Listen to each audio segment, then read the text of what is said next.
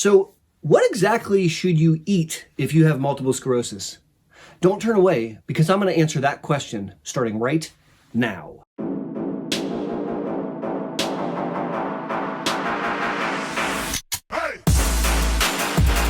Howdy, and thanks for learning about MS with me, Aaron Boster.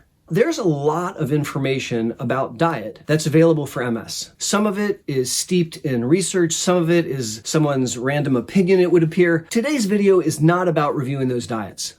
If you would like to learn about the Swank diet or the Overcoming MS protocol, etc., I'm actually going to recommend that you check out my friend's channel, Dr. Brandon Bieber. So I'll try to throw a link up there, and you can check out some really fantastic videos that he's done analyzing those diets. Instead, in this video, it's my intention to talk to you about what I recommend to my patients and the families that I help take care of here in Columbus, Ohio, as it relates to diet and nutrition. So let's jump in.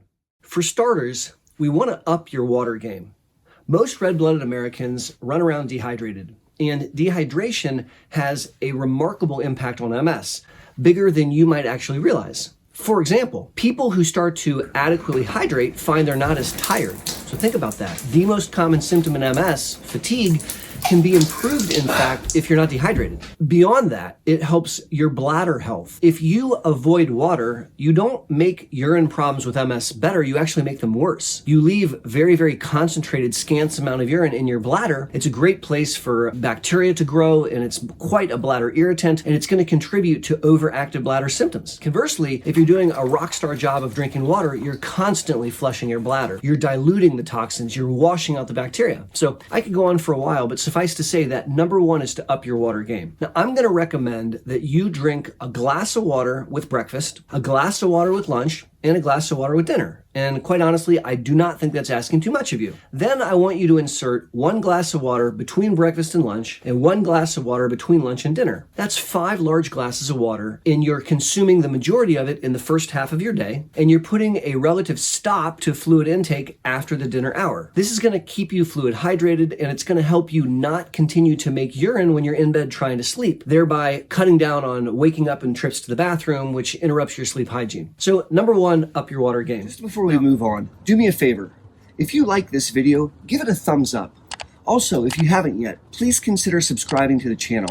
It helps out the algorithm and lets YouTube know that you like what I'm doing. Number 2 is to supplement low levels of vitamin D. So in specific, I like to supplement with D3 because I feel like it's better absorbed in the human body. Now we can check a blood level. There's a blood test called a vitamin D 25OH, and we want the range to be above 50 but below 100. The data is really compelling that if your vitamin D is below 50, it increases the risk to develop MS. And it would appear that if you have MS, it speeds the disease up. And so supplementing low levels of vitamin D3 is a really good idea. Now, how exactly do you do that? Well, one way is you can sun yourself, because we absorb the sun and there's reactions in our skin that literally create vitamin D. If you go out in a halter top for 15 minutes in full sun, you'll create about 5,000 international units of D3. Now, in Ohio, it's freaking cold outside, and I doubt seriously my patients and their families are going to run around near shirtless in the freezing winter. Oftentimes, there's another way to do it, and that's to take a supplement. And there are a lot of over-the-counter supplements of vitamin D3. That's number 2, supplementing vitamin D. Number 3 has to do with processed foods. Heavily processed foods are, in my opinion, near poison. They are filled with high fructose corn syrup, which spikes your insulin, and they have a lot of chemicals and preservatives and taste additives. In essence, when you're eating a heavily processed food, you're being tricked. It's not a cheeseburger if it's coming from a fast food restaurant. There is so much stuff in that meat,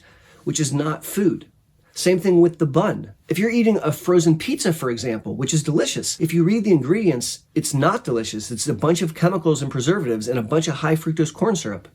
And so number 3 is really trying to avoid heavily processed foods. Now, I'll be honest with you, that is very, very hard to do. It really requires you to become knowledgeable about what you're eating. If you look at the ingredients of something and you can't pronounce the words, that's not food, that's a chemical, and I'm gonna ask you not to eat it. As a pro tip, we want you to shop on the perimeter of the grocery store. On the perimeter of the grocery store, that's where you're gonna find whole foods and fresh foods and natural foods. In the center of the grocery store, that's where you're gonna find the heavily processed, high chemical burden foods, really in the center of the store. And so you wanna spend time on the outside of the store. The more you look into this, the more you're gonna realize that the vast majority of the food that you get at any fast food joint and at any convenience store and in the center of the grocery store is a heavily processed food that really I would like you to avoid. I'm looking for you to eat things that have ingredients like apple, fish, chicken, broccoli. Those are things that you can pronounce, and there's a good reason for that. And so number 3, after we work on the water game and upping our vitamin D, is to avoid heavily processed foods. Number 4 doesn't have to do with what you eat, it has to do with when you eat. And this is a relatively new learning for me, something I was not taught in medical school. I'm gonna throw a video link up above to a video I did a few weeks ago where I shared my journey doing intermittent fasting. I recently lost over 30 pounds and I've kept the weight off and I feel super awesome. And I did it by changing when I eat as much as I changed what I ate. It was really a very eye-opening experience for me. And as I've been talking to families impacted by MS and trying to help people with MS clean up their eating, one of the areas that I was neglecting was asking them about when they eat. Here's the deal. When you eat something, it spikes your insulin. And when your insulin is elevated, that's the storage hormone. So it tells your body, we need to store anything that you put in us. So if you eat food after you've spiked your insulin, the food has 2 options. It can be burned as calories right then, or it can be stored as fat. When insulin is high, you cannot burn fat, so lipolysis is off the table. Now, what I found that I was personally doing is I was snacking all day long. Start my morning at 5 with cream in my coffee, spiking my insulin, eat a little Danish when I get to work, munch on some stuff I found on the conference room table, maybe eat a little bit of lunch, maybe not. I'd go home and I would eat literally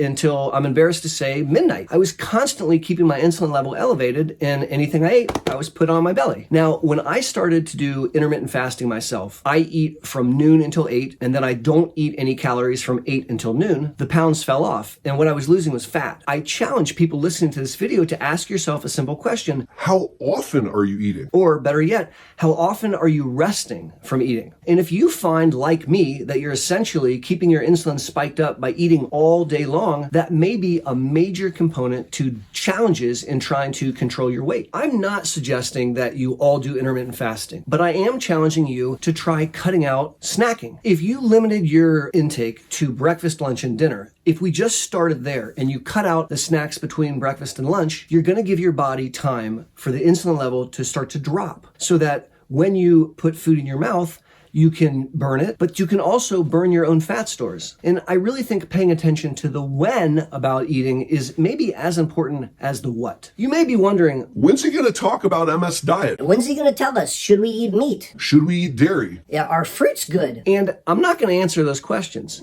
I'm going to challenge you instead to try what I've suggested. Try upping your water game, making sure that you're supplementing vitamin D, avoiding heavily processed foods, and paying attention to when you eat. If you do those 4 simple things, I think that you're going to find some amazing changes in your body, not just to your metabolism and your weight, but also to your energy, to your thinking and memory, to your balance, to a bunch of things that are super duper important. If you'd like to hear some more information on MS and diet, definitely click the video that's on your screen right now. And until my next video or my next live stream, this is Aaron Boster, as always saying thank you for learning about MS with me. Take care and be safe.